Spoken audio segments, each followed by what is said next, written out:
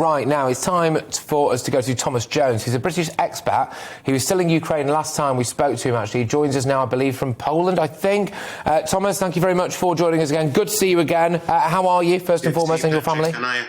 Good. I think the word you were looking for was Zaporizhia, which yes, sorry. I thought I didn't want to butcher that. I think the situation's bad enough without me ruining that name, isn't it? But how are you anyway? Is everything okay?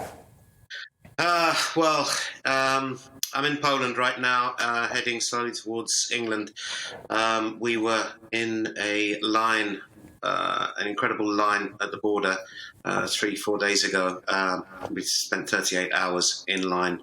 Had the possibility to walk, but I thought we should hang out in the line with other people and help people with children, and just be there for them.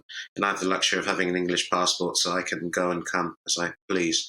And also, it was a good thing for me to realise that we haven't got it so bad being British passport holders, that we have the freedom to move around, whereas other people don't. It was horrible seeing men take their children and families to the border, and then I see them coming back empty-handed. Heartbreaking, horrible stuff. And Thomas, how did you get to Poland? What was the journey like? The journey was, we drove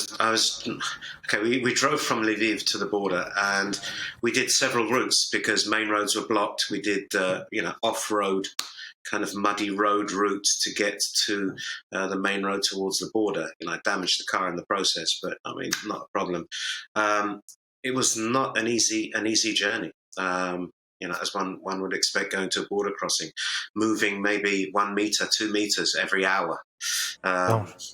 People trying to jump the queue, panic, children crying, people arguing, people blocking the road, fights breaking out.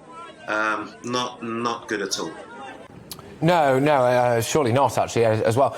Now, look, overnight, of course, we've heard about Putin essentially, I suppose, taking a nuclear facility. How do you guys feel about this? Is there genuine concern on the ground there that Putin might go nuclear, as far as you're concerned?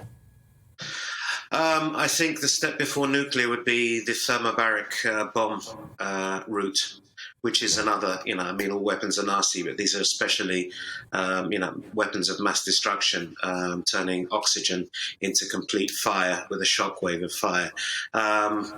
If he busts those out, then it's going to be serious. Would he go nuclear?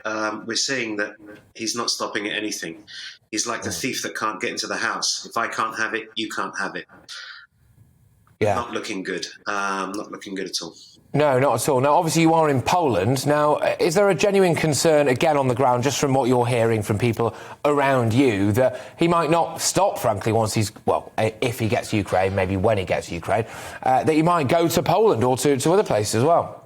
Well, that's the fear, The west of Ukraine, my region where I live, is right on the Polish border. And I'm sure any provocation from Ukraine, from the Ukrainian side, from Russians to Poland, it's going to have serious consequences.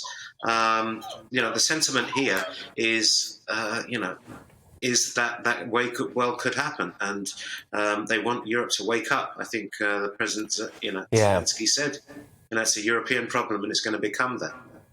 Yeah, no, indeed. So just to kind of humanise it a little bit, really, as well. Not that it needs it, essentially, but so where are you actually staying now? Then, what are you doing? What's your situation?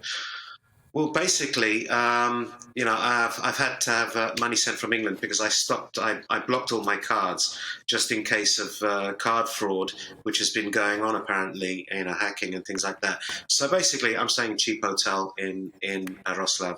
I'll go to the Netherlands in the next couple of days to take my wife. Well, I'm with my wife and the dog.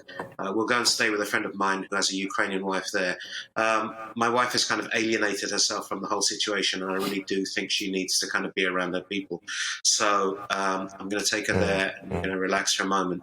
We're seeing her son at the moment, who is in Wrocław. He's studying here, so I thought it was a very good idea that instead of bypassing and going straight to England, that she see her son and spend some quality time with our son that we haven't seen him since September of last year. So it's a big mess. It is, yeah. Well, thank you so much, Thomas Jones, British expat who was in Ukraine and is now in Poland. Thank you for joining us this morning. Yeah, and good luck, of course, good luck. Anyway, so we're going to go to some of your views now, actually. The West should have stopped Putin on day one of this invasion. Now his forces are split into a number of areas in Ukraine. The task will be very difficult. That's from Ronald.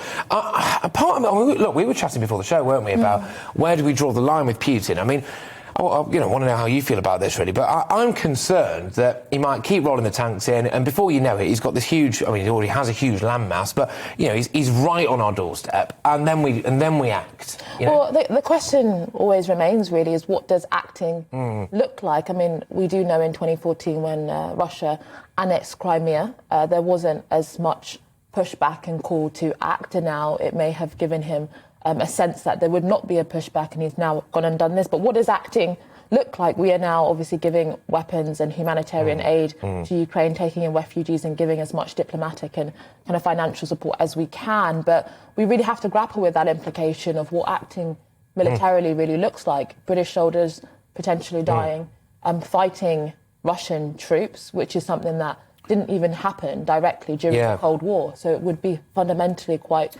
unprecedented. I think that one of the big questions, really, that remains unanswered is whether or not Putin has actually just lost it, right? So if he has essentially gone mental, then, really, anything can happen, can't it? Anything could happen. It's a question of whether or not he's actually calculated, this is part of a plan, he's playing kind of human chess, as it were, or if he has lost it, then, frankly, we're banging trouble, aren't we? Yeah, I mean, I think it's really easy because within our society, when we have countries behaving in ways that we see as contradictory to how we would behave, that we might think that they've just lost the plot. But actually, I think that we have to really understand the motivations, interests and aims seriously of Putin and other authoritarian leaders if we are to really grapple with the kinds of behaviours that they're engaging with. I think it's easy for us to think, oh, they must have gone mad. But actually, maybe their worldview, their logic is very different. Very different.